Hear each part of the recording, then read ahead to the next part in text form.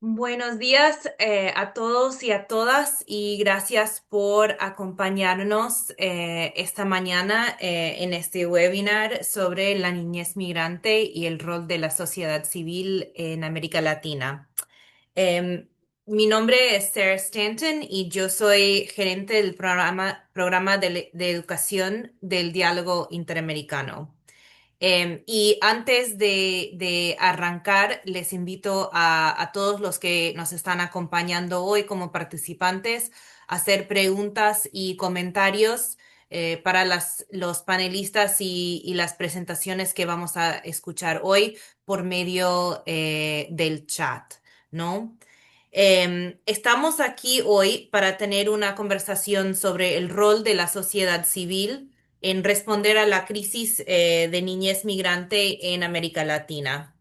Y para dar un poquito de contexto, de los casi 15 millones de migrantes en América Latina, uno de cada cuatro es niño, niña o adolescente. Y en el año 2023, el 70% de los niños migrantes tenían menos de 11 años. La niñez migrante en América Latina enfrenta altas vulneraciones de derechos humanos y legales y la privación de servicios básicos como la nutrición, la salud y la educación. Los cambios políticos del último año han impactado la realidad migratoria, cambiando rutas y destinos, incluyendo para migrantes retornados, y pidiendo a la sociedad civil que responda a esta realidad, en muchos casos con menos recursos y menos apoyo. Si bien sabemos que la sociedad civil no puede responder a todos estos desafíos, y a todos los desafíos de la protección de la niñez migrante.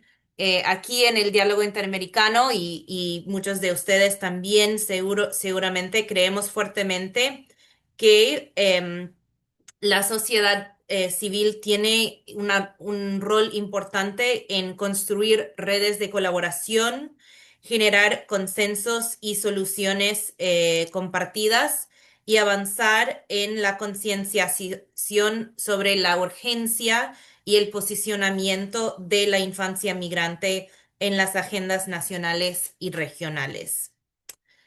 Aquí en el diálogo interamericano, el tema de la niñez migrante es un tema que venimos trabajando por varios años, actualmente por medio del programa Vidas en Movimiento. Es un proyecto que lideramos en alianza con la Fundación Eugenio Mendoza y con el apoyo de FEMSA. Y en este webinar vamos a poder presentar los resultados del primer año de implementación de Vidas en Movimiento y también escucharemos sobre otras organizaciones afiliadas y sus esfuerzos para brindar acompañamiento y protección a niños, niñas y jóvenes migrantes. Tenemos con nosotros a Elba Coria, directora de incidencia para México de Kids in Need of Defense, a María Paula Ruge, gerente de proyectos de IO2 de Colombia, Camilo Valenzuela, asesor técnico para educación con IRC, International Rescue Committee, y Stephanie Beltrán del Río Vara, coordinadora de protección también de IRC. Y para presentar los resultados de Vidas en Movimiento, tenemos con nosotros a Antonio Fonseca, gerente general de la Fundación Eugenio Mendoza.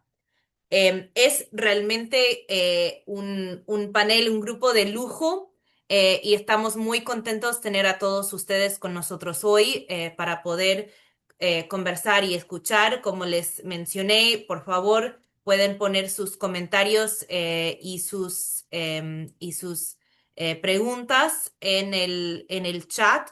Y iremos respondiendo en el transcurso del webinar y también al final tenemos un espacio para preguntas y comentarios. Entonces, Vidas en Movimiento, que Antonio va a explicar en un poco más detalle, pero es una iniciativa de la sociedad civil para construir redes entre organizaciones de la sociedad civil comprometidas con la niñez migrante. Em, Pero bueno, sin más, le voy a pasar la palabra a Antonio Fonseca, quien es gerente general de la Fundación Eugenio Mendoza.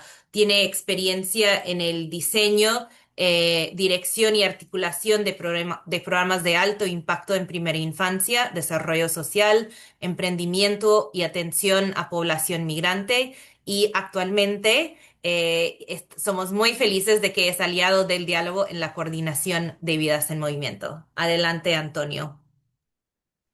Bueno, muy buenos días. Gracias, Sara y a Diálogo por estos espacios tan importantes. Voy a colocar la presentación. La Fundación Eugenio Mendoza, bueno, es una institución con más de 75 años de fundada.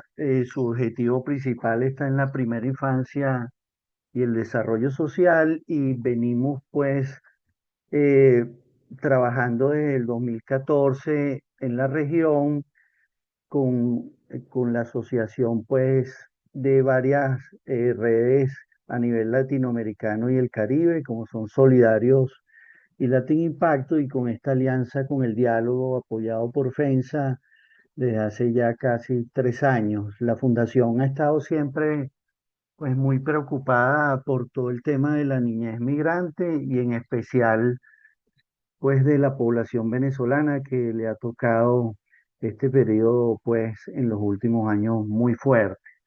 Como lo dijo Sara, bueno, voy a tratar de explicar un poco la iniciativa que es Vidas en Movimiento, más que una plataforma digital regional, pues fue creada con la idea de fortalecer justamente la coordinación entre organizaciones de la sociedad civil, facilitando una asistencia más coherente, rápida y humana a los niños y niñas migrantes. Su propósito es simple, buscamos que fuese pues de mucho apoyo, pero transformador, que cada niño en movilidad no sea un número más en el camino, sino un niño con nombre, historia, necesidades identificadas y una red que lo proteja. ¿Cómo funciona Vidas en Movimiento? Bueno, la plataforma permite a las organizaciones registrar datos básicos del niño o la niña. La idea era no recargar el trabajo que hacemos en el campo, sino permitir ese seguimiento y conexión, identificar condiciones efectivamente de salud, educación y tipo de asistencia recibida, conectar las familias con servicios locales y hacer seguimiento cuando avanzan por la ruta migratoria. Este flujo de información compartida genera algo fundamental y es la continuidad en la protección, incluso cuando las familias cruzan fronteras o cambian de organización de referencia. Ese ha sido el reto desde el principio y que, bueno, hemos estado monitoreando desde hace un año entre Venezuela y Colombia principalmente. ¿Qué resultados hemos tenido en este primer año? Pues muestran un poco ese impacto, sobre todo de trabajar conectados. Hemos podido hacer que más de 4.500 personas ya estén registradas en la plataforma.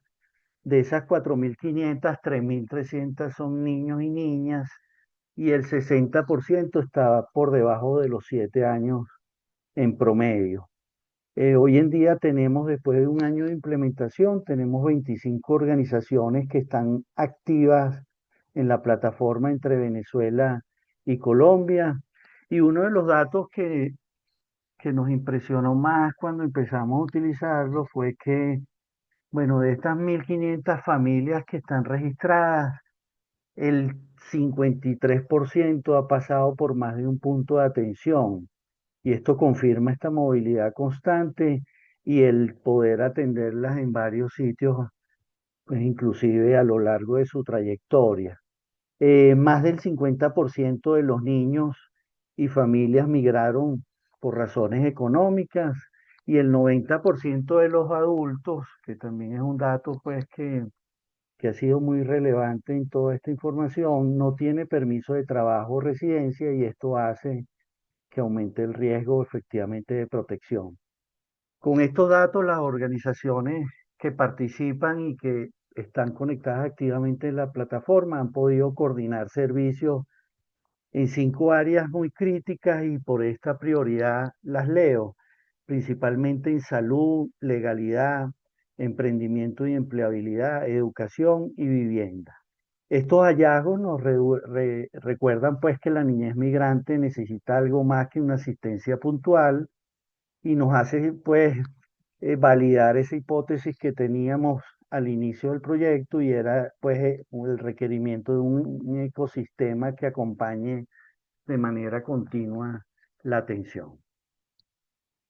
¿Cuál es la importancia de Vidas en Movimiento para la sociedad civil y que vemos pues que ha sido de relevancia en la implementación y se corrobora igualmente? Como lo dijo Sara, casi 15 millones de personas son migrantes y uno de cada cuatro es niño o adolescente y la sociedad civil tiene una responsabilidad enorme en ello, pero también un potencial inmenso.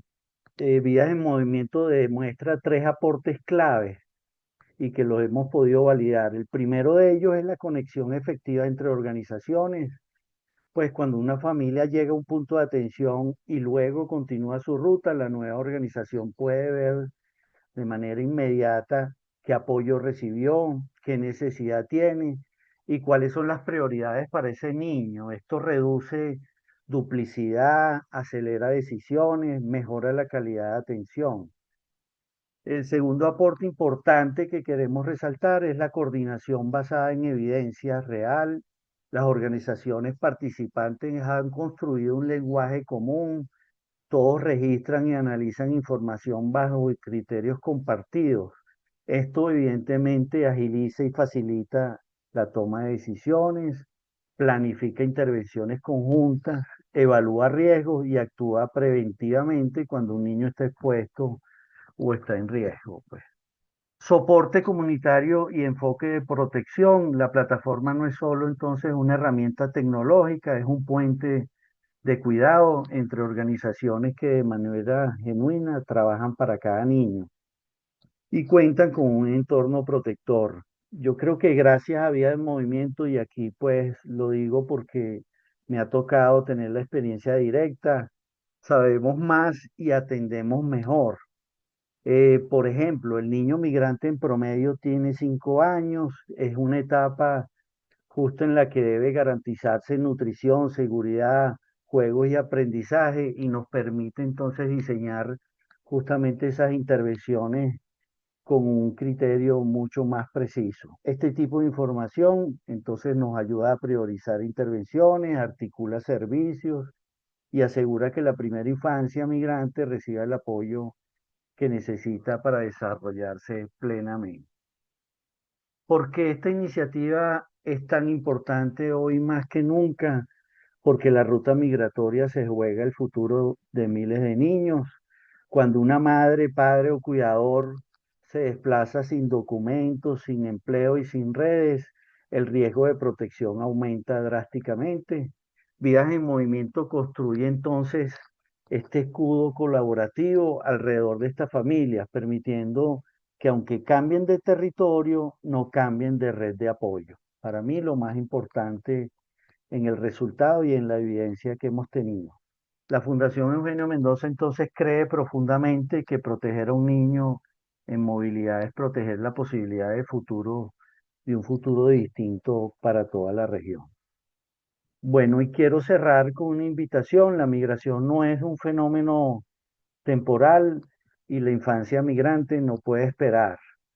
Si algo nos ha enseñado este año de implementación es que cuando la sociedad civil se articula, los niños están más seguros, más acompañados y mejor atendidos. Vidas en Movimiento entonces es una prueba concreta de que la coordinación salva, protege y transforma. Y bueno, nuevamente quiero pues agradecer a Diálogo y a todas las organizaciones que formaron parte también desde el inicio y que están hoy en día acompañándonos, especialmente también a FENSA, por este logro pues de haber podido implementar y que va en beneficio de todos los niños y niñas migrantes.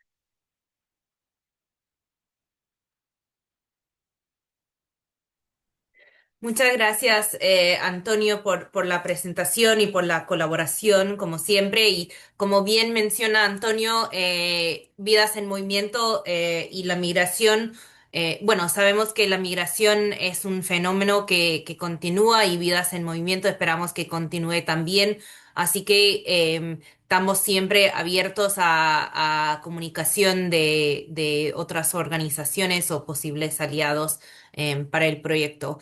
Bueno, ahora tengo el gusto de presentar a María Paula Ruge de IO2. María Paula cuenta con más de 10 años de experiencia en la gestión de proyectos sociales con entidades internacionales, multilaterales y públicas.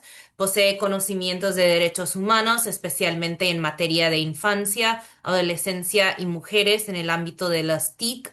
Tiene experiencia en el desarrollo de estrategias y proyectos de orden social, así como el análisis y diseño de políticas públicas y alianzas para el logro de objetivos. Bienvenida, María Paula, y adelante. Muchas gracias. Muchas gracias, Sara, y muchas gracias a todas las personas que el día de hoy nos están acompañando en este webinar. Para nosotros es muy valioso poder hacer parte de estos espacios y poderles presentar cuáles son las iniciativas que en Colombia estamos desarrollando en materia de protección y ofrecerles una mejor calidad de vida a las niñas y niños de primera infancia. El día de hoy, pues quiero contarles o quiero presentarles un poco una de las apuestas que le estamos teniendo desde YouTube desde hace más o menos unos 2 años, que es en donde queremos dignificar el rol de las personas cuidadoras, mejorar su papel como gestores o como agentes de cambio en la calidad y en el bienestar de las niñas y niños y fortalecer pues el desarrollo infantil en las diferentes comunidades vulnerables. Antes que nada, quiero contarles un poco. IOTU es una organización social colombiana que nuestro propósito general es transformar las Perdón, comunidades. perdón, María Paula, no estamos viendo tu presentación. ¿No están viendo la presentación? No. Dame un segundo, ya te confirmo. Eh,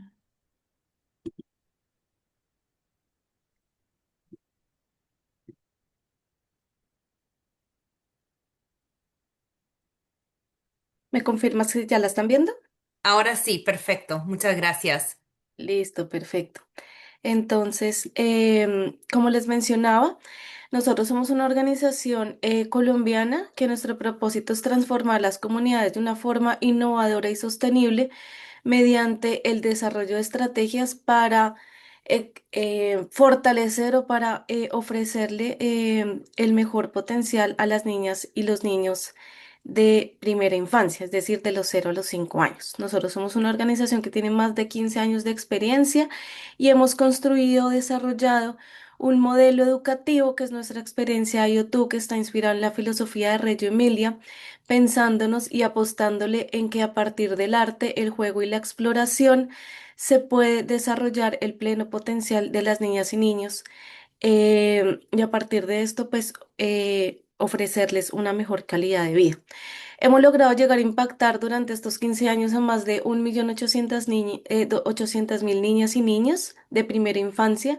Hemos logrado a través de nuestras estrategias y de nuestros proyectos mejorar las habilidades y los conocimientos de más de 87.000 educadores o maestros y maestras y hemos enriquecido el funcionamiento de más de 5.000 espacios pedagógicos, es decir, establecer algunos estándares para ofrecerles una educación de calidad a las niñas y niños independiente del lugar o del contexto en donde se encuentren. Lo que queremos es cerrar esta brecha de inequidad frente a la educación de las niñas y niños de primera infancia. Una de las grandes apuestas que en este momento tenemos, como les mencionaba, es la economía del cuidado, ya que quiero dar unas cifras así a grandes rasgos.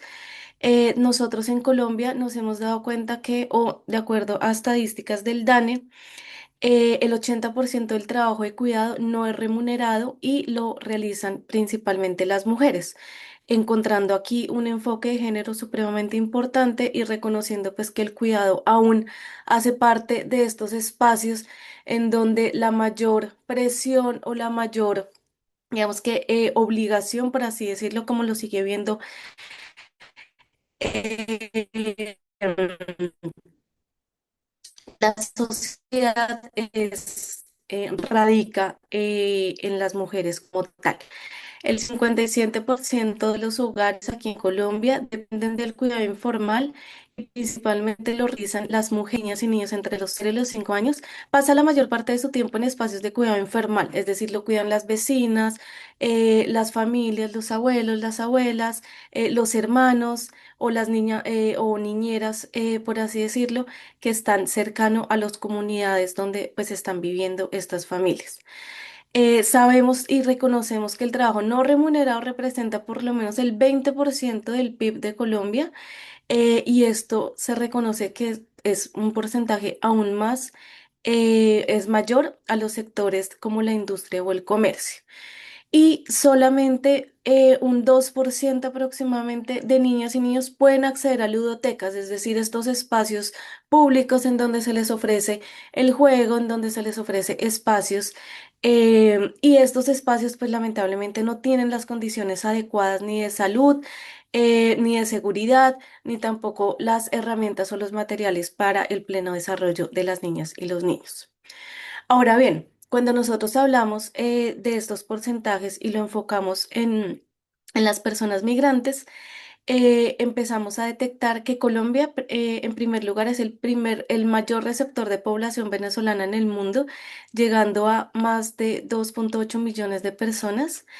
Y el 51% de estas personas son mujeres y el 24% de ellas son niñas, niños, adolescentes, muy cercana a la cifra que nos estaban mencionando anteriormente. Teniendo en cuenta que el porcentaje de trabajo informal en Colombia es muy alto, sabemos que más del 80% de las mujeres migrantes vienen a trabajar aquí o encuentran trabajo no remunerado o de bajas condiciones, encuentran trabajo informal a partir de trabajos de cuidado o servicio doméstico, lo que hace pues que tengan altas probabilidades de vulneración de sus derechos. Y también dentro de las cifras encontradas, los hogares migrantes tienen ingresos bajo la línea de pobreza, lo que se traduce en una alta dependencia de redes comunitarias de cuidado, buscar otros espacios en donde ellos puedan generar ingresos para sus familias. Entonces, a partir de estas cifras y a partir de el reconocimiento del contexto y el territorio de lo que está sucediendo en Colombia, nosotros desde hemos construido un programa que lo que quiere es poder, a partir de desarrollar y empoderar a estas mujeres cuidadoras para dignificar su rol como cuidadoras, reconocerlas y ofrecerles trabajos o espacios dignos, fortaleciendo sus capacidades técnicas, administrativas, económicas y pedagógicas. Nosotros hemos construido un plan de formación integral que combina no solamente conocimientos del cuidado para la primera infancia, sino que también queremos que estos espacios de cuidado se conviertan en el proyecto de vida de estas mujeres, que en muchas ocasiones también son mujeres cabeza de hogar, que fortalezcan sus habilidades como emprendedoras y a partir de este reconocimiento, esta dignificación y esta transformación de espacios, queremos pues efectivamente garantizar entornos seguros, estimulantes y de calidad que promuevan el aprendizaje en las niñas y los niños de primera infancia, de 0 a 5 años, que en muchas ocasiones por diferentes factores no pueden acceder a espacios ofrecidos por el gobierno o espacios privados debido o la distancia que hay entre los hogares y estos jardines infantiles, o sencillamente porque los recursos económicos de las familias no son lo suficiente para poder de ofrecerles o porque las niñas y los niños puedan participar o puedan estar en estos espacios. Entonces, ¿qué fue lo que nosotros nos construimos y que nos creamos? Un modelo escalonado para garantizar la calidad del cuidado informal en contextos vulnerables. Nosotros construimos un modelo integral que se compone de seis, digamos, de seis categorías que la pueden ver en en esta diapositiva. Seis categorías que están segmentados en cuatro niveles.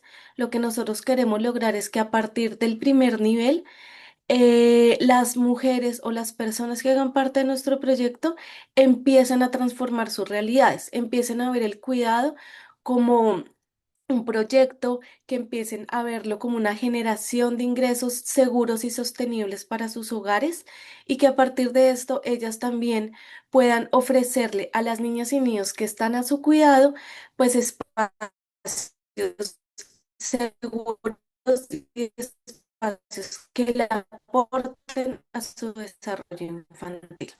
Entendemos que para estas mujeres en muchas ocasiones existen muchos factores que le pueden liales, que puedan ser utilizados para la educación de las niñas y niños, pero nosotros estamos convencidos desde IOTU que no se necesita muchos recursos ni se necesita un acceso, eh, digamos que muy alto para poderle ofrecer espacios que sean de calidad para nuestras niñas y niños. Entonces, a partir de esto, nosotros reconocemos el momento en el que está Colombia, en donde existe una informalidad total, en donde no hay formación de estas personas cuidadoras, en donde efectivamente existen actores que están trabajando al respecto, pero están trabajando en acciones aisladas y que la articulación es una de las grandes brechas que queremos cerrar.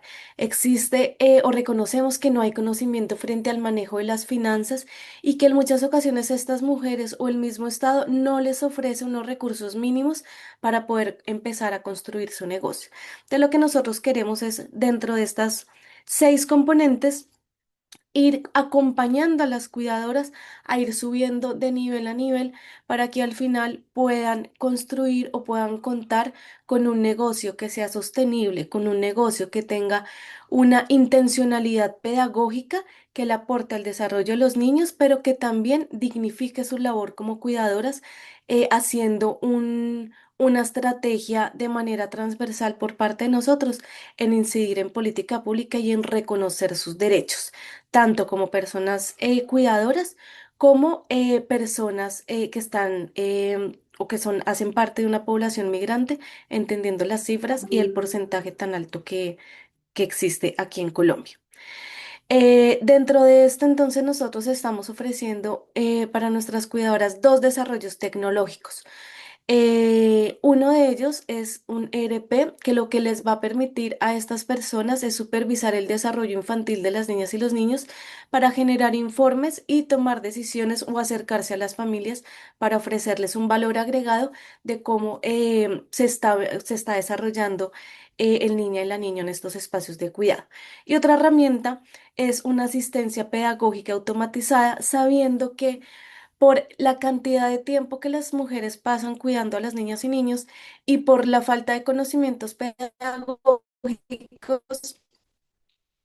pues no tienen los espacios para realizar o para construir actividades que le aporten al desarrollo infantil. Entonces, esta herramienta lo que les ofrece respecto al cuidado y con respecto al manejo de situaciones con niñas y niños de primera infancia y les da soluciones y les da herramientas para, digamos que, mejorar estos espacios y que sean espacios seguros. Nuestro programa actualmente cuenta con un perfil sociodemográfico bastante amplio. Tenemos mujeres entre los 18 y los 60 años. Y nuestra edad promedio son 39 años. El 68,7% de nuestras mujeres son personas que están en condiciones de migración o de desplazamiento debido a factores, por ejemplo, aquí en Colombia, como el conflicto armado. Ahora, ¿cuál es su situación? Hay mujeres, el 62% de ellas se encuentran en la informalidad total laboral, es decir, no son trabajos que les reconozcan por lo menos un salario mínimo.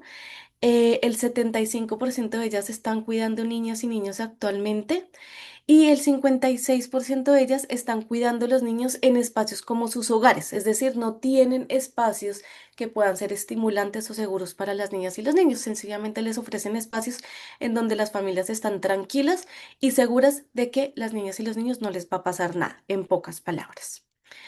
¿Qué perfil tenemos? Tenemos dos tipos de perfiles de nuestras cuidadoras, aquellas que ya están cuidando niños, pero carecen de conocimientos alrededor de un emprendimiento, es como mantener su negocio sostenible, y otras cuidadoras que no están cuidando niños en este momento, pero que quieren a partir del cuidado empezar a construir su negocio. Entonces, con esto lo que queremos es, o lo que nosotros construimos es una malla curricular en donde les ofrecemos contenidos pedagógicos que están dirigidos directamente a las niñas y a los niños, a su cuidado, en donde mejoran sus conocimientos en sus relaciones e interacciones con los niños, el desarrollo del aprendizaje, el arte y el ambiente, todo muy basado en nuestro modelo educativo IoT.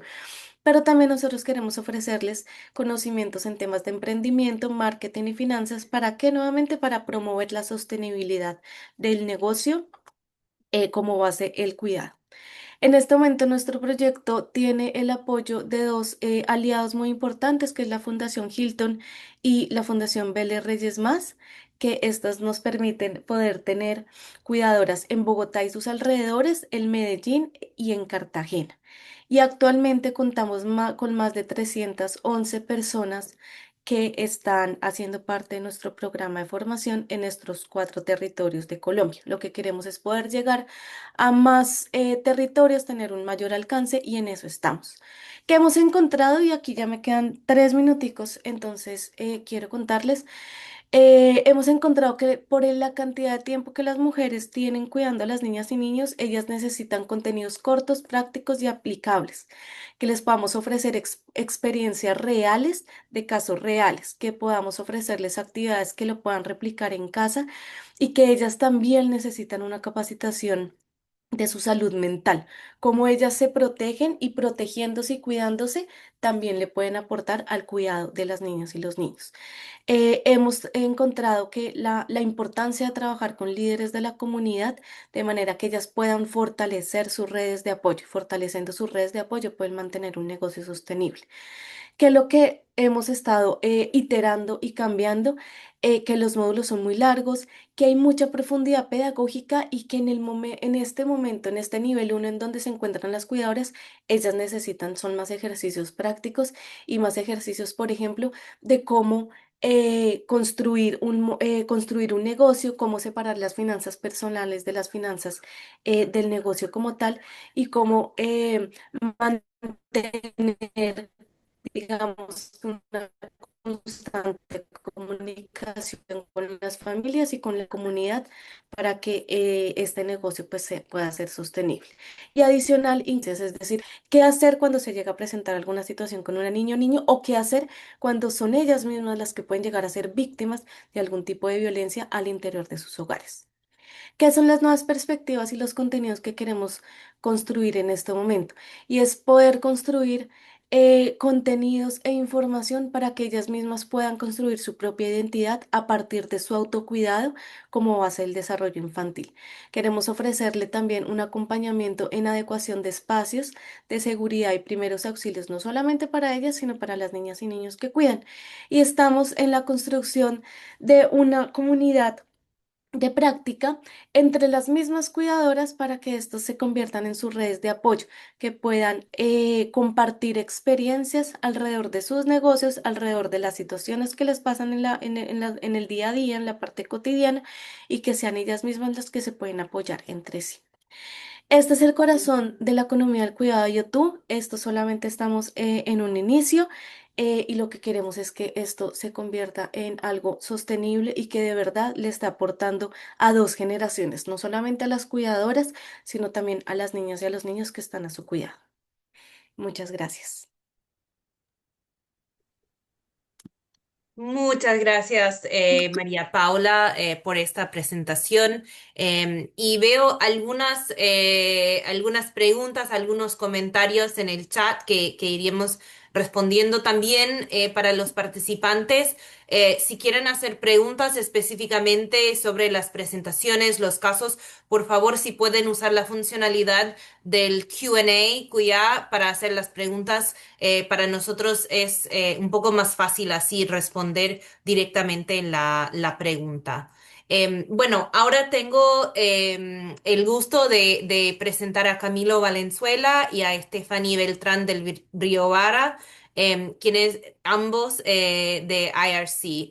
Camilo es un sociólogo con 15 años de experiencia liderando proyectos de desarrollo social y humanitario en América Latina, especializado en el diseño e implementación de iniciativas de educación y desarrollo integral para niños, niñas y jóvenes en contextos complejos y actualmente es asesor técnico en educación para América Latina con el IRC, International Rescue Committee. Y Stephanie Beltrán del Río es trabajadora humanitaria respondiendo a crisis relacionadas con el desplazamiento humano en México. Trabaja en el IRC también, México, desde hace más de 5 años donde se ha desempeñado roles relacionados con el liderazgo de proyectos de respuesta y prevención de la violencia de género. Actualmente es coordinadora senior de protección, donde brinda apoyo técnico en el diseño e implementación de proyectos con enfoque de protección de la niñez, mujeres y de otras personas en riesgo. Bienvenidos a ambos y muchas gracias por la presentación que nos van a compartir ahora. Muchas gracias, Sara. Bueno, nosotros en IRC somos una organización norteamericana que está en más de 40 países del mundo.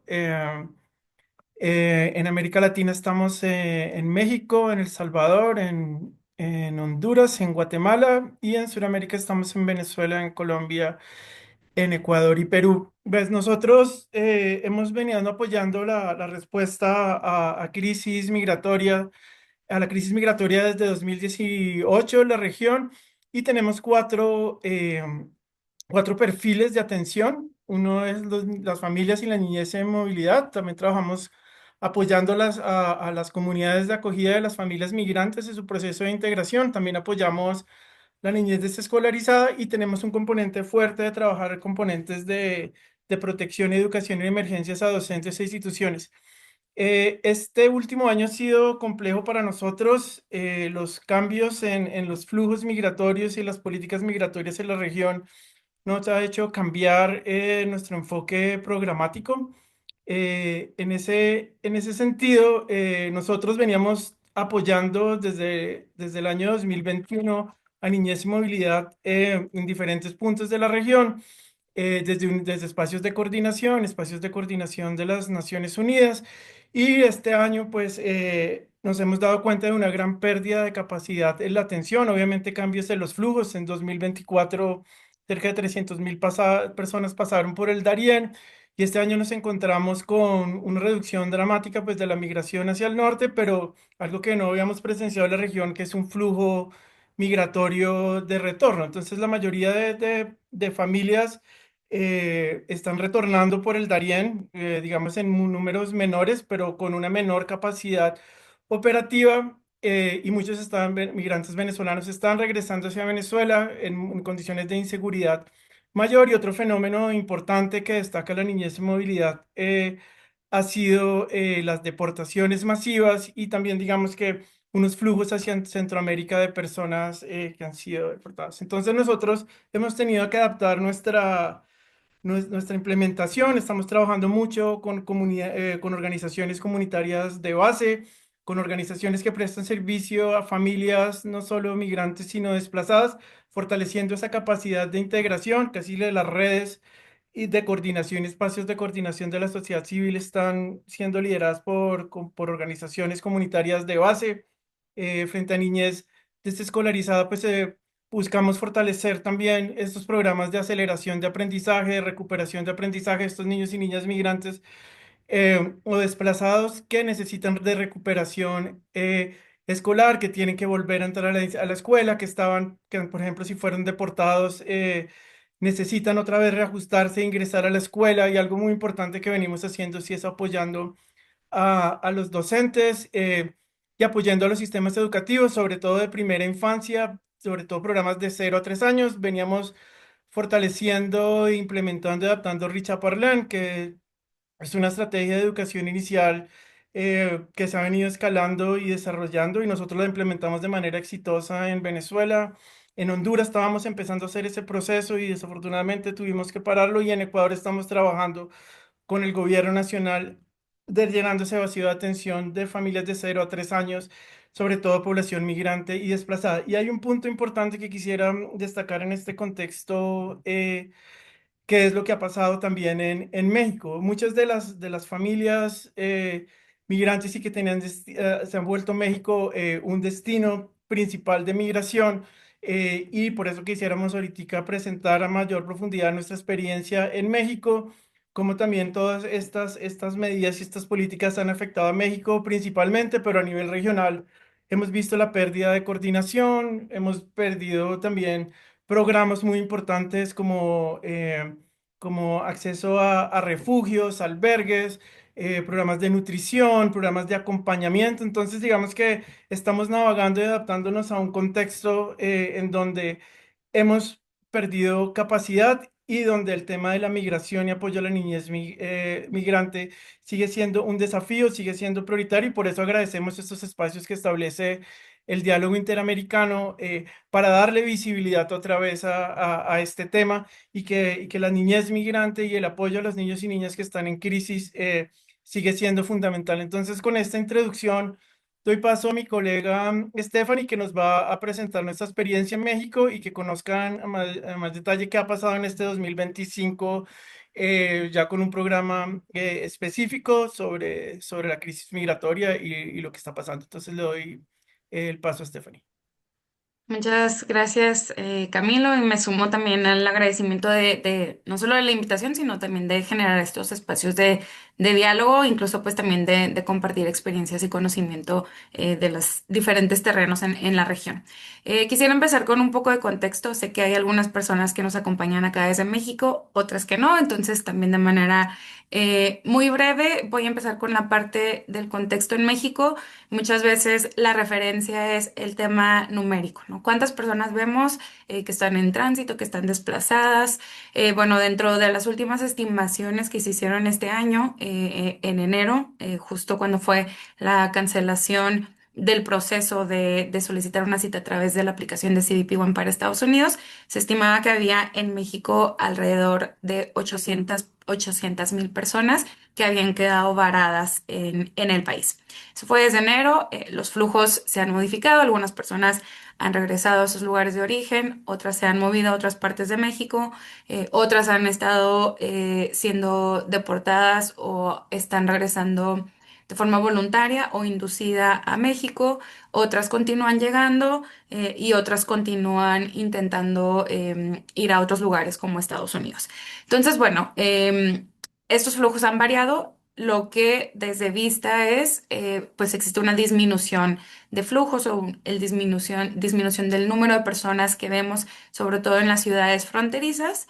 Pero esto también implica que hay un cambio en los patrones. No sabemos que con medidas migratorias restrictivas no es que necesariamente se detenga el desplazamiento, se detenga la movilidad, sino que modifica los patrones, los mecanismos, las rutas que las personas podrían estar tomando, porque la realidad es que sigue siendo una región donde existe el desplazamiento por diversos motivos, incluido cambio climático, temas de seguridad y económicos.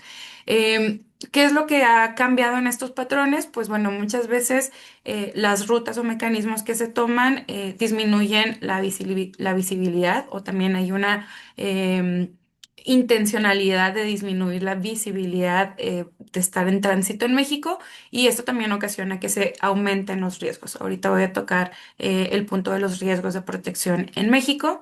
Estamos viendo algunas deportaciones en la frontera norte, están siendo principalmente de Estados Unidos a México, están siendo principalmente personas adultas solas, o algunos casos también de separación familiar, donde los hijos e hijas permanecen en Estados Unidos, pero también estamos viendo esta tendencia de deportaciones desde Estados Unidos al sur de México, donde a su vez son deportadas a sus lugares de origen, principalmente Centroamérica. También estamos viendo algunas personas que están decidiendo quedarse en México, ya sea como una opción de vivienda, de hogar, de refugio, u otras que también están quizá en espera de definir sus planes. Principalmente esto está haciendo a través de la solicitud de asilo, del reconocimiento de la condición de refugio en México, muchas veces por falta de información también de otras vías de regularización en el país.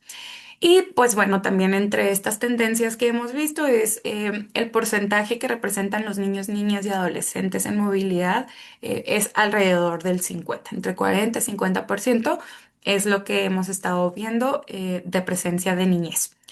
En cuanto a los riesgos que han estado aumentando desde el año pasado, pero pues también, como decía, con estos cambios de patrones, tenemos dentro de diferentes diagnósticos que hemos hecho desde el IRC en el país, 65 personas, más de la mitad de las personas que hemos encuestado, han vivido al menos un incidente de protección, algún delito, alguna forma de violencia en el país, siendo secuestro el más común. Incluso secuestro al menos una vez, ¿no? Hay personas, familias que han sido secuestradas 2 o 3 veces. En estos casos de secuestro, el 37% había presencia de niños, niñas y adolescentes. Es decir, 1 de cada 3 niños, niñas que fueron, o de familias que fueron secuestradas, había presencia de niñas. Y también uno de los riesgos de protección más constantes en el país es el robo y extorsión, donde en el casi 90% de los casos había presencia de niñez. Entre algunos de los retos, también podría listar bastantes, pero bueno, alguno es con estos cambios de patrones, estamos viendo también estancias más prolongadas, algunos, como les decía, con vocación de permanencia, otros quizá también en espera de construcción de sus planes de vida. Y esto está generando nuevas necesidades, principalmente necesidades de integración por estos periodos largos. Esto también implica que se presenta dificultad de acceso a servicios como servicios de salud, servicios o inclusión educativa y también espacios formales de cuidado, principalmente de primera infancia. Y pues también ahorita lo voy a abordar con la respuesta que hemos dado acá en México, es también servicios o programas dirigidos a la primera infancia.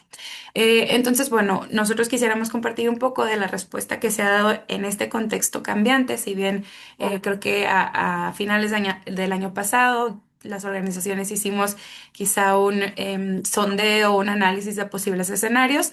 La realidad es que, bueno, siempre va a haber cosas que quizá no imaginamos que podrían estar sucediendo.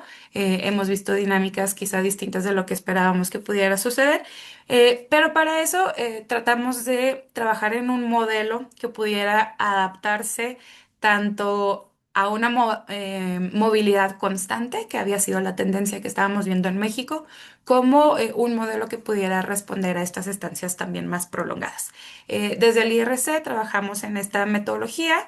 Es un programa de apoyo psicosocial principalmente llevado a cabo con unidades móviles que tenemos en diferentes localidades del país, que está dirigido principalmente al grupo de edad de los 6 a los 12, porque ha sido el principal grupo de edad al que hemos atendido desde IRC en México, seguido del grupo de edad de primera infancia. Aunque está dirigido a este grupo, pues tenemos también adaptaciones que pueden funcionar para primera infancia y la adolescencia.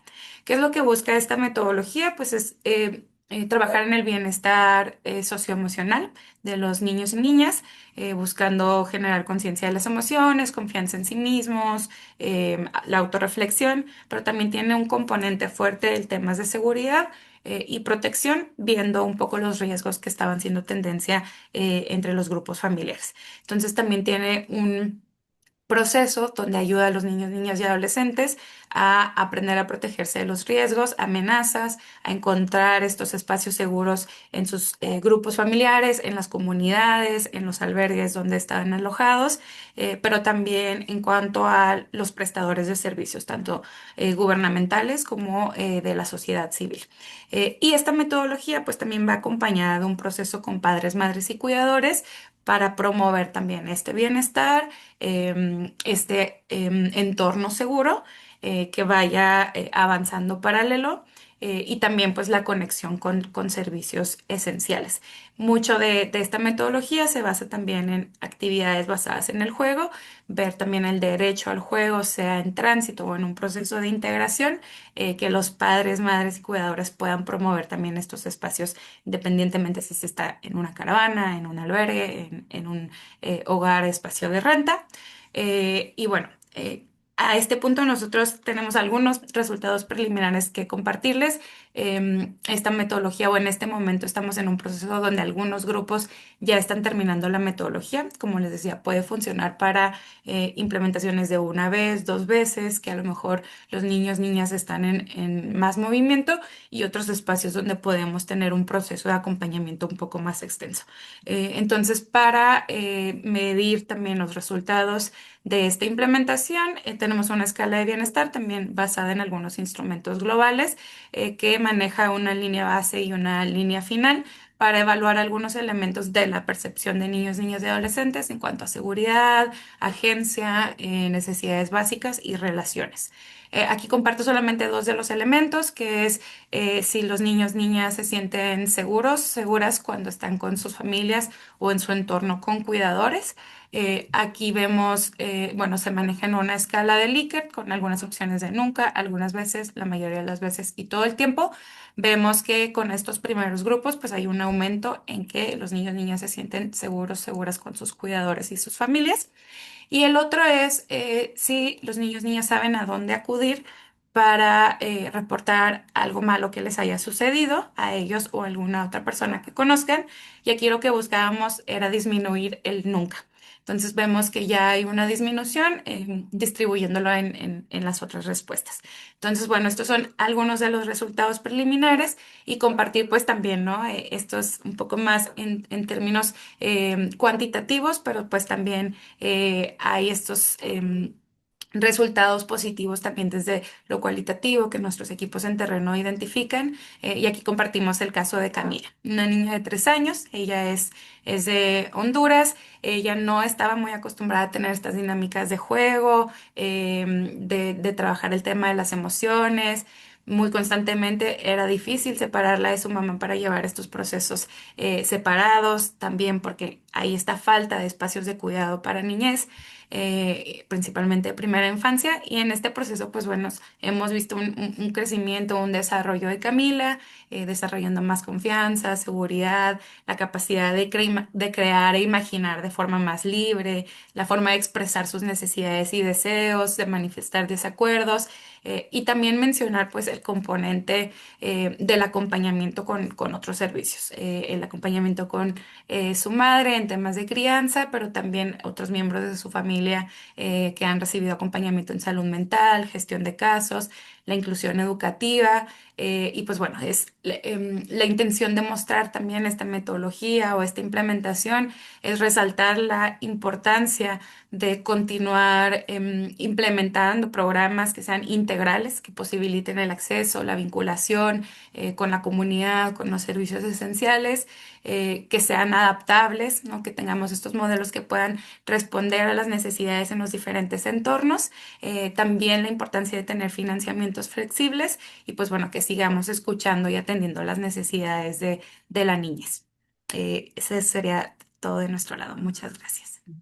Gracias, Stephanie. Yo quería decir también que iniciativas como Vidas en Movimiento, que resalta la importancia de la coordinación entre organizaciones de la sociedad civil cuando hay una pérdida de capacidad es muy importante y vemos también que este tipo de experiencias podría ser replicables en contextos como en México, en donde las familias empiezan a convertir México como destino, así como en Colombia, y que se pueden fortalecer estas redes y que es importante seguir manteniendo estos espacios de coordinación y de visibilidad de la situación de la niñez migrante, que en este momento es fundamental seguir haciéndolo. Entonces, muchísimas gracias.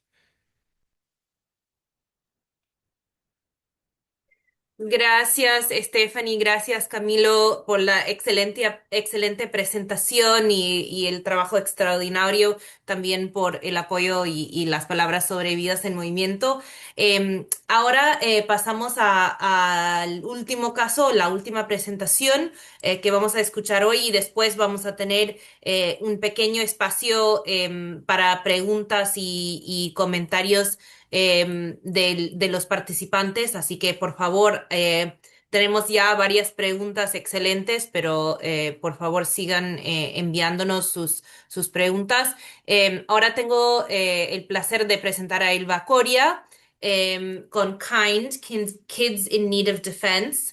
Elba cuenta con una amplia experiencia en la promoción y defensa de los derechos humanos de migrantes y refugiados en México y las Américas. Tiene casi 20 años de experiencia en defensa legal, litigio estratégico, defensa jurídica clínica, docencia e incidencia política a nivel nacional y regional. Desde 2020 es directora de incidencia de Kids in Need of Defense, KIND, donde lidera las actividades y estrategias de incidencia política de KIND México, promoviendo la protección de niños, niñas y adolescentes separados de sus familias y no acompañados ante diversos actores sociales y gubernamentales. Bienvenida, Elba, y muchas gracias por estar con nosotros hoy. Muchas gracias a ustedes por la invitación, Sara, y hola a todas y todos los que nos escuchan. La presentación que preparé la titulé de la prestación de servicios a la incidencia, porque de alguna manera reflejan mucho cuál es nuestro papel como miembros de la sociedad civil en la protección y restitución de derechos de niñas, niñas y adolescentes en contexto de movilidad, particularmente de aquella niñez que es, en nuestro caso, de aquella niñez que es no acompañada o separada o que está en riesgo también en México de separación familiar, también un poco derivado del cambio de las políticas y de las dinámicas que se están presentando respecto de la población en movilidad, que ya comentaba Estefanía. Y también se titula así porque se relacionan con una parte importante que es la agenda que les voy a estar presentando, ¿no? Cómo finalmente, como miembros de la sociedad civil, eh, mucho de nuestro papel tiene que ver con apoyar directamente a las poblaciones en situación vulnerable y cómo hacemos un cambio sistémico que no que nos permita a todos avanzar en resolver las barreras, obstáculos o violaciones a derechos que observamos ocurren con niñas, niñas, adolescentes y sus familias. Entonces, en CAIN en México, pues como ustedes saben, es una organización global. Actualmente estamos colaborando o tenemos programación en 9 países en Europa, de la Unión Europea. En Estados Unidos tenemos 13 oficinas. En México tenemos una oficina de terreno que está en Tapachula, Chiapas, y también tenemos programación en Guatemala. Y bueno, trabajamos mucho, o ya sea de forma directa, viendo la realidad de estas infancias, o bien a través de socios legales y a partir de las colaboraciones y coordinaciones con otros actores a nivel municipal, local o local y a nivel nacional también. Entonces, como todos sabemos, pues ha habido también un importante impacto en los servicios, en el monitoreo, en la incidencia, incluso que las organizaciones de la sociedad civil en las Américas podemos realizar debido a, pues, a las políticas migratorias, pero también a los recortes presupuestales que se han dado a nivel global para la atención y el trabajo con la población migrante, especialmente con aquellos que son más afectados, y eso ha alterado pues las capacidad instalada para la atención y protección de derechos de niños, niñas y adolescentes en movilidad y sus familias o en mucho menor medida, como ya señalaba Estefanía, por ejemplo, en el caso de México, ingresan al país o bien aquellas que se han quedado en el país y que están considerando a nuestros países, en este caso a México, como un lugar de permanencia más prolongada o incluso definitiva, que ese es un fenómeno que ya se venía observando, pero que en el contexto actual se ha incrementado. Entonces, pues actualmente sí pensamos que la prestación de servicios es muy importante, pero también se necesita construir alianzas estratégicas y de trabajo colectivo para identificar y atender estas necesidades y construir mediante la asistencia técnica, la incidencia y el fortalecimiento de capacidades, mecanismos y acciones de protección que respondan también al contexto actual, pero que vayan más allá de él para establecer todas esas necesidades estructurales que necesitamos en políticas públicas. Y en esta línea mantenemos, por ejemplo, pues sí, nuestra operación en México, en la oficina de Tapachula actualmente, pero también damos estos servicios, entramos a legales, sobre todo para solicitantes de la condición de refugiados. Entramos al centro multiservicios actualmente, pero también algunos albergues. Evidentemente, pues hay una reducción sustantiva respecto de años anteriores de la participación de la sociedad civil dentro de esos espacios y pensamos que sigue siendo muy importante mantenerlos y seguir brindando este tipo de servicios psicosociales frente a la incertidumbre, el trauma, la frustración que genera y, bueno, otra serie de problemáticas más serias derivadas de secuestros, de extorsiones, etcétera, que está presentando la niñez y adolescente, sea tanto acompañada como no acompañada. Entonces, seguimos con ese trabajo, seguimos fortaleciendo capacidades, autoridades de protección de niños, niñas y adolescentes, sobre todo, como pueden ser los sistemas DIF, las Procuradurías de Protección. Seguimos trabajando también con los CIPINAS y en el tema de incidencia en políticas públicas, pues impulsando la asistencia técnica y la solución de problemáticas prácticas, incluso a veces hasta de interpretación y aplicación de las propias leyes frente a las autoridades que están encargadas de proteger a niños, niñas y adolescentes. Perdón. Entonces, en ese sentido, aunque tenemos todos estos cambios por la reducción significativa de capacidades y en la sociedad civil y también de personas en contexto en movilidad, pues sabemos que sigue siendo prioritario esta alianza y este trabajo de incidencia. Entonces, en ese sentido, también generamos esto que les voy a presentar, que es una agenda de incidencia sobre prioridades para la niñez y adolescencia en movilidad. Y bueno, ¿por qué y con qué objetivos elaboramos esta agenda? Bueno, primero, pues efectivamente para visibilizar y abordar las necesidades de niños, niñas y adolescentes, pero sobre todo aquellas necesidades específicas.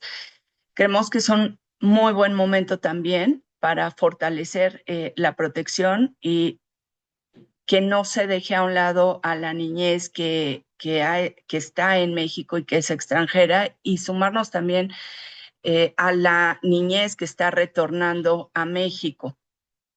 Es muy importante el tema de las necesidades diferenciadas y retos específicos, porque de alguna manera lo que hace esta agenda es sumar las preocupaciones y las problemáticas que estamos viendo en niños, niñas y adolescentes, tanto en espacios que están dedicados para la niñez en general, como para personas en contexto de movilidad. Muchas veces vemos que tanto la sociedad civil de infancia como la sociedad civil que trabaja migración y asilo incluyen a la niñez migrante, pero se necesitaba desde nuestra óptica una agenda que pudiera desarrollar más todas esas prioridades que conjugan pues, a esta grupo de población en situación de vulnerabilidad, y que pudiera ir a más detalle sobre cómo vive la niña la niñez y la adolescencia las diferentes problemáticas. También pensábamos en que es una oportunidad para reforzar que las niñas y adolescentes sean vistas ante todo desde un enfoque de derechos de la infancia y que su condición de migrantes sea visto como un factor de vulnerabilidad que requiere de un abordaje diferenciado como podría ser la niñez indígena, la niñez con discapacidad, la niñez víctima de violencia, en fin, en México, ¿no? Entonces, era esa oportunidad como para destacar la importancia de los sistemas de protección de niños, niñas y adolescentes y de alguna manera que las políticas migratorias sean secundarias a la protección, sino más bien que respondan a un marco de protección de niños, niñas y adolescentes. Y en ese sentido también es una guía y una herramienta de trabajo para seguir identificando necesidades, patrones de vulneración y cómo incidir desde esta visión de la niñez, siendo lo prioritario su interés superior por ser niños, niñas y adolescentes. La agenda la pensamos en 3 elementos estratégicos clave, que es la recepción, la protección integral y la inserción social, que tiene que ver con la integración o reintegración de la niñez en movilidad. Y en estas 3, digamos, estrategias es en lo que se enmarcan las 11 prioridades temáticas que abordamos en la agenda. Estas prioridades van desde el fortalecimiento institucional, pero hablamos de un fortalecimiento institucional desde un enfoque de infancia, desde las instituciones de infancia, con su carácter prioritario en la protección de derechos y después las autoridades y políticas migratorias y de asilo como complementarias a ese marco de protección a la niñez.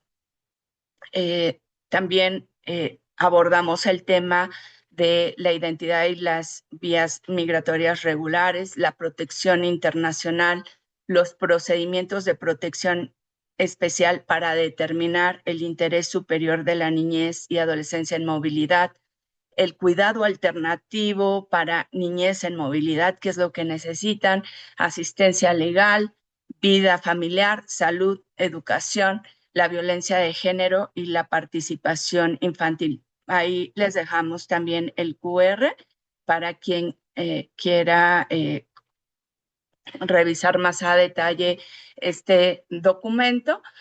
Vamos a ver, pues sí decir que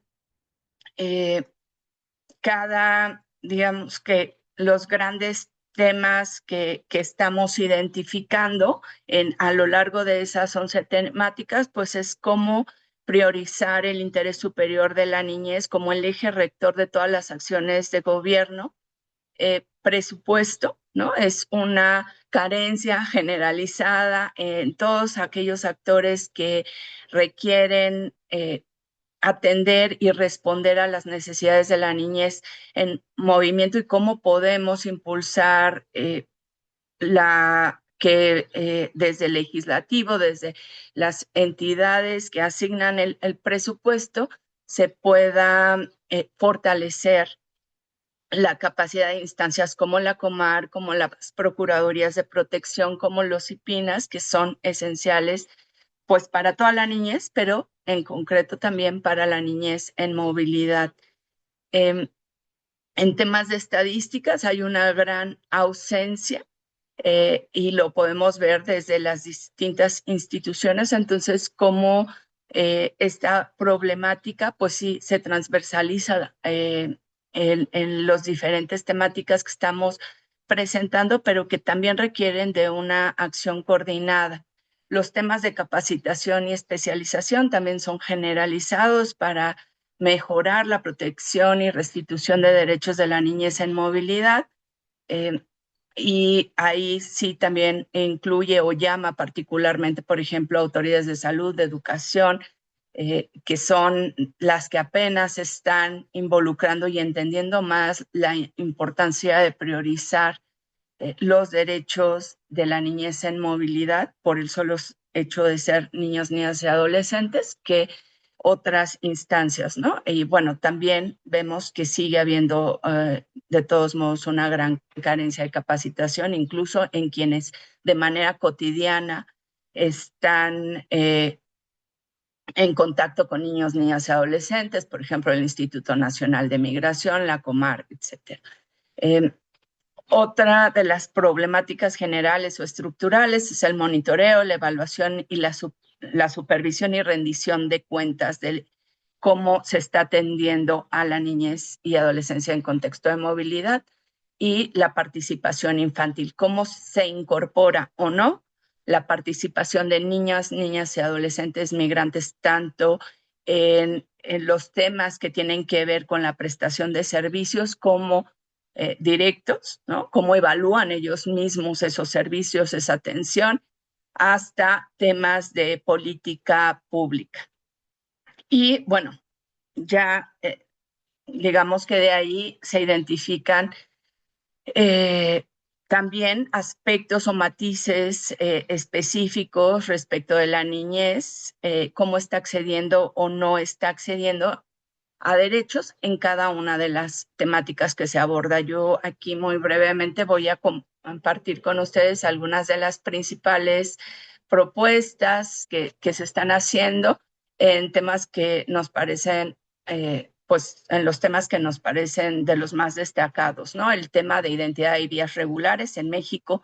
En principio, todos los niños tienen derecho a una regular estancia en el país, que incluso se extiende a sus padres o cuidadores y que sin embargo no se está dando. Entonces necesitamos avanzar en visibilizar y en la exigencia de que todos los niños cuenten con ese documento que se llama tarjeta de visitante por razones humanitarias, pero también visibilizamos la urgencia de contar con vías regulares específicamente diseñadas a las necesidades de niños, niñas y adolescentes que se están quedando en el país o que se van a quedar en el país por el tiempo que sea, ¿no?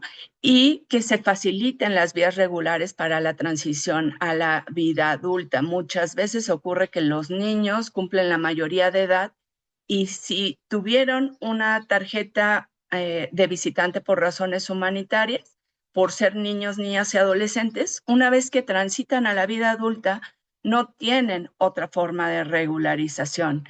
Entonces, es importante abrir ahí vías regulares para los niños, tanto que no son refugiados y que deben de permanecer en el país, como para aquellos que cumplen la mayoría de edad y necesitan acceder a la nacionalidad y tener mecanismos claros para ese acceso.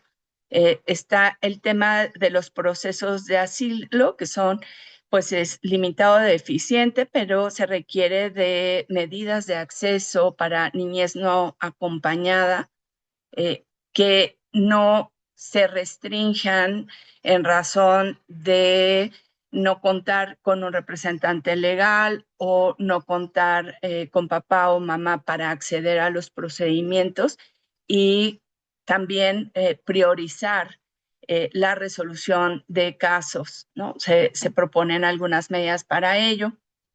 En temas de protección especial, pues sabemos que sigue habiendo una necesidad, por ejemplo, para restituir en otros países. No necesariamente se tiene que restituir los derechos y la vida en familia en país de origen, se pueden restituir en otros países y más en el contexto que estamos actualmente, se pueden restituir en Guatemala, en Colombia, en fin, generar que haya también opciones que no solamente tengan que ver con el retorno a país de origen, sino con la reunificación en otros países, en donde evidentemente sea posible, y ahí tiene mucho que ver con cómo los sistemas de protección de la infancia se pueden articular para generar esos sistemas o mecanismos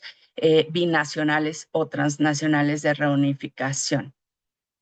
En el tema de cuidados alternativos, lo que estamos acá recuperando es el ampliar la gama de cuidado para la niñez y adolescencia, no solo los centros establecidos por el Estado a través de los DIF, sino crear otros modelos para niñez no acompañada, por ejemplo, los grupos departamentos, o promover que sean también estos espacios establecidos por el Estado, espacios de desarrollo extramuros, que no estén cerrados y alejados de la comunidad, insistir en cómo se puede transitar para que los niños tengan actividades comunitarias por los breves periodos de tiempo en los que permanezcan en un espacio de cuidado a cargo del Estado y evitar así su institucionalización o su estancia prolongada e innecesaria dentro de esos espacios, privilegiando pues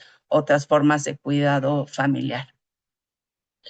En temas de vida familiar, las separaciones familiares que se producen muchas veces por operativos migratorios, pero también de otras diversas formas, ¿no? Cómo podemos ver los matices de la vulneración al derecho a la familia a través de la fragmentación de este derecho en diversos procedimientos, ¿no? En los procedimientos migratorios, en los procedimientos de asilo, en los procedimientos de protección, y cómo hacer frente a esa fragmentación a través de un abordaje integral.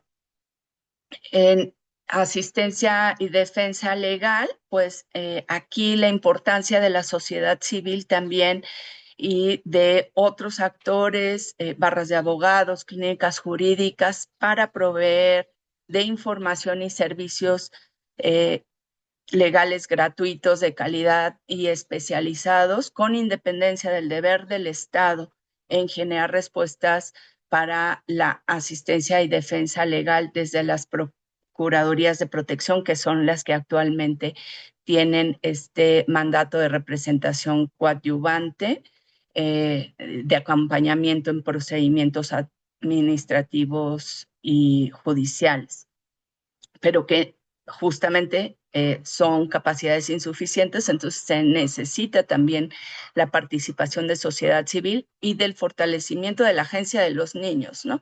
Cómo los niños ejercen, y sus familias también, ejercen su derecho a la asistencia y defensa legal, no solo a través de los servicios o las obligaciones del Estado, sino de las organizaciones civiles y de otros actores que puedan brindar esos servicios gratuitos de calidad y especializados. En temas de educación y salud, entre las grandes propuestas es cómo podemos colaborar desde los diferentes trabajos que realizamos de sociedad civil y las autoridades para asegurar la inscripción de niños, niñas y adolescentes al sistema educativo, incluso cuando están dentro de espacios del DIF o del Estado, y para la formación laboral, donde hay muchos retos en términos de validación de estudios o de acceso incluso a la formación laboral.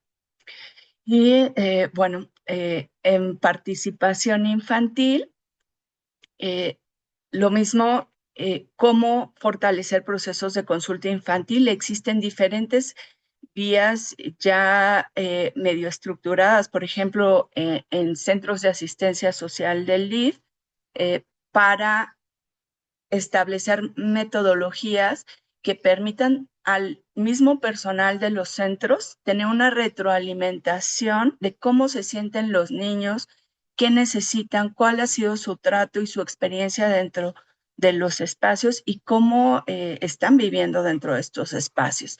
Y también hay otros espacios, digamos, para la incidencia en políticas públicas a través de los CIPINAS, los consejos de participación infantil.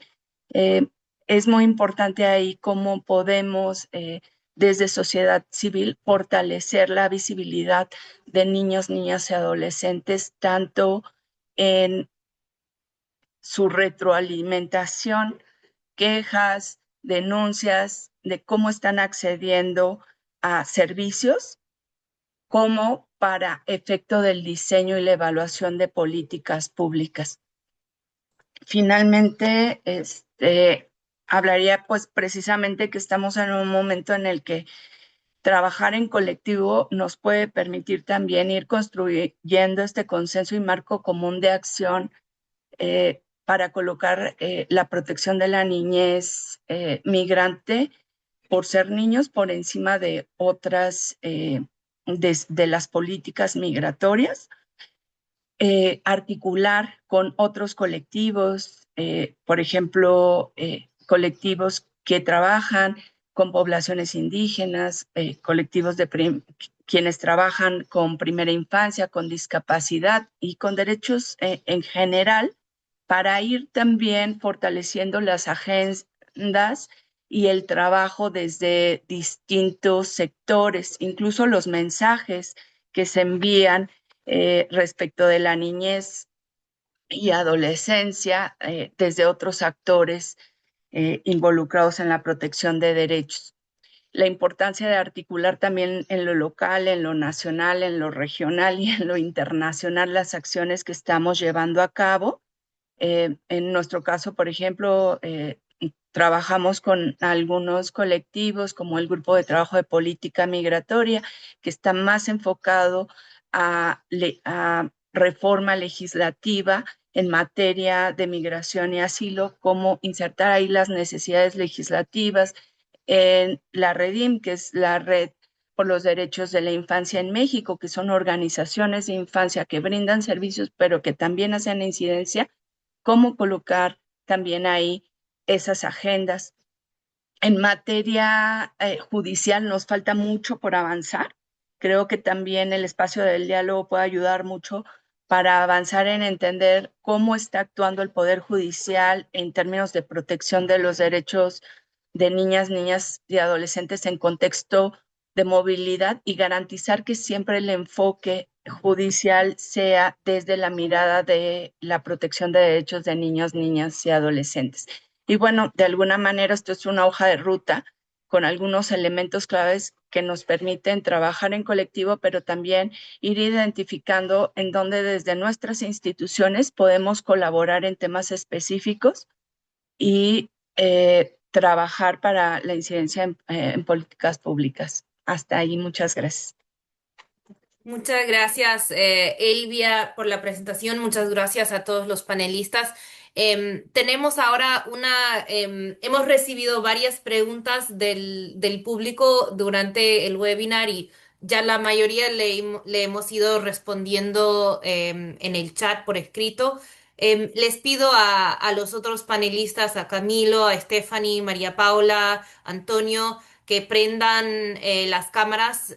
Tenemos una última pregunta que va a ser abierto para todos para ir cerrando.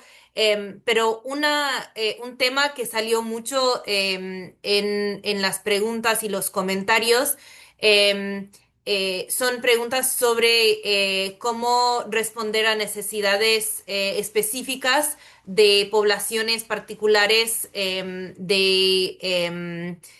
niñez migrantes. Esos podrían ser niños o niñas con discapacidad o cuidado de primera infancia o incluso poblaciones desplazadas dentro del mismo país, ¿no?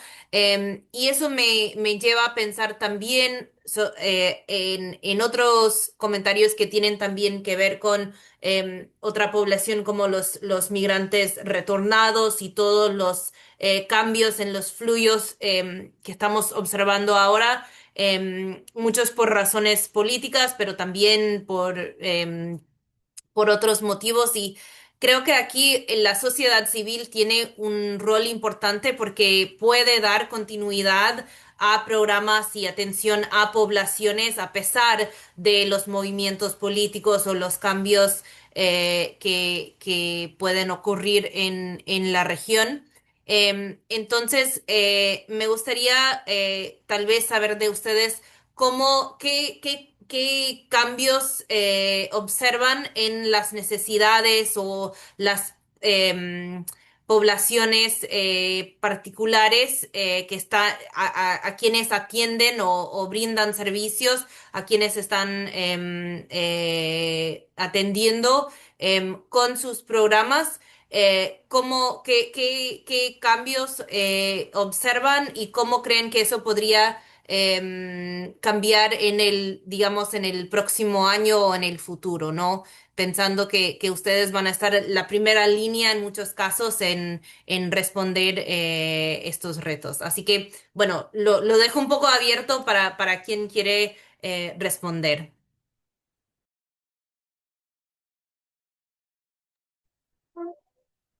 Yo, Sara, diría que el tema de los retornos también da una oportunidad única para establecer un mismo estándar y que eso es bien importante que congeniemos y que hagamos acuerdo común. El estándar de la niñez retornada a países de origen y el estándar de la niñez en movilidad que no es originaria de esos países tiene que ser el mismo. Las acciones tienen que estar alineadas. En el caso de México, por ejemplo, digamos, en términos del acceso a la educación. La niñez extranjera requiere, una de las necesidades es el acceso, pero una vez el acceso a la calidad y la integración a los sistemas educativos. En esa integración a sistemas educativos, la enseñanza, por ejemplo, cursos de nivelación o un propedéutico, digamos, para temas lingüísticos, es bien importante. El hablar con la comunidad educativa que está formada por estudiantes, profesores, padres de familia, también es muy importante. Son dos acciones que se necesitan, pero las necesitas lo mismo para un niño haitiano que llega al país que para un niño de origen mexicano que es retornado y que muchas veces hay niños que no hablan bien el idioma español porque han pasado o toda o gran parte de su vida en Estados Unidos. Entonces, necesitas establecer un estándar común que es aplicable para toda la infancia y que resuelva también de una respuesta, ¿no? A las necesidades de integración que son muy similares. Hay cosas en las que va a haber diferencias, pero en términos generales, diría que son más las similitudes de las necesidades de un niño en retorno eh, con los niños que están llegando o estableciéndose en país que las disimilitudes. Gracias, Elba. Yo quería también sumarme un poco desde nuestra perspectiva aquí en Colombia. Em, digamos que algo que nos sucede a nosotros es un poco que nosotros contamos con unas leyes que son muy robustas en materia de protección de niñas, niños y adolescentes. Nosotros también tenemos una ley estatal de primera infancia en donde se le tienen que garantizar eh, digamos que hay muchas atenciones priorizadas que independiente del origen que tengan las niñas y los niños, se les tienen que garantizar estas prioridades. Y en ese sentido, con las conversaciones que tenemos con las cuidadoras, tratamos de que nuestro programa sea un programa inclusivo en donde atienda las necesidades de ellas, pero también atienda las necesidades de las niñas y los niños. Entonces lo pongo como ejemplo. En muchas ocasiones las mujeres dicen que lo que les dan las familias no les alcanza para garantizar, no sé, una alimentación. Entonces, ¿de qué manera nosotros también podemos ofrecerles y parte de nuestro trabajo el próximo año es hacer mucha incidencia? En la política pública, reconociendo el rol de las cuidadoras, pero también porque el próximo año nosotros tenemos un gran reto y es que tenemos elecciones presidenciales y ese digamos que podemos llegar a tener un panorama en donde podemos empezar a trabajar y a incidir en estos tomadores de decisiones de qué manera se les puede garantizar este cuidado y esta protección a los derechos a las niñas y a los niños. Estos espacios que son espacios informales, pero que hay que reconocer que existen, que en muchas ocasiones sencillamente se invisibilizan por no querer, digamos que... em, tomar riendas en el asunto, por así decirlo. Entonces es empezar a trabajar en eso. Y nosotros por nuestro lado, desde IOTU, lo que también queremos es no solamente trabajar con las cuidadoras para reconocer sus voces y para que nosotros seamos, digamos que, este puente entre sus necesidades y los tomadores de decisiones, sino que también seamos una organización articuladora, poder unir a los diferentes actores, tanto públicos como privados, como la sociedad civil, como actores multilaterales, a trabajar por un mismo objetivo. Y en ese sentido, nuestro programa por eso es integral.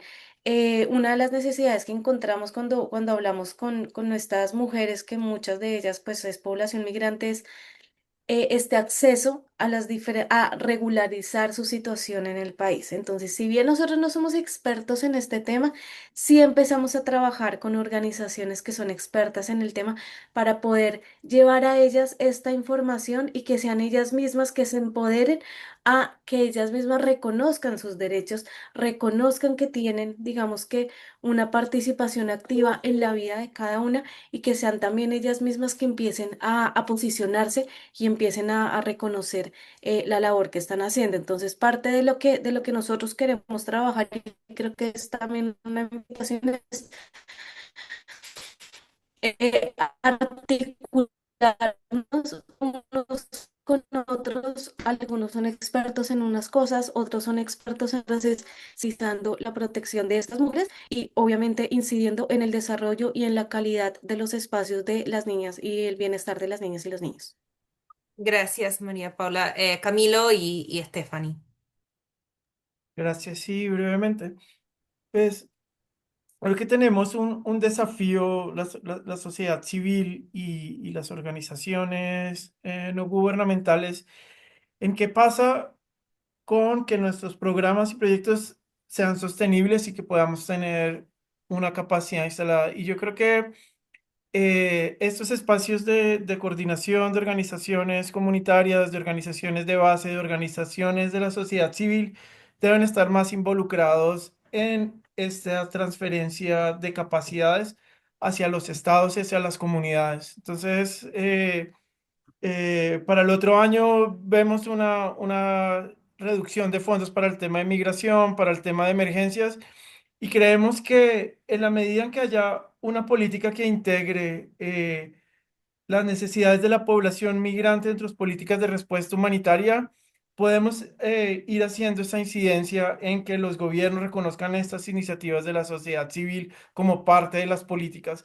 Y yo veo que hacia el otro año cada vez vamos a tener más presión por tener programas que van hacia el fortalecimiento de sistemas, hacia el trabajo con los gobiernos locales, con los gobiernos nacionales, porque la financiación nos está llevando a que cada vez sea más los estados y los gobiernos los que se hagan responsables de esa atención. Entonces, es un desafío, pero creo que tenemos que seguir avanzando en esas estrategias de coordinación, de visibilidad y demostrar que que las organizaciones de la sociedad civil tienen la capacidad de seguir abogando por los derechos de los niños y las niñas, pero también que tienen la capacidad para brindar esta atención en situaciones de emergencia. Entonces, esa sería como mi reflexión final.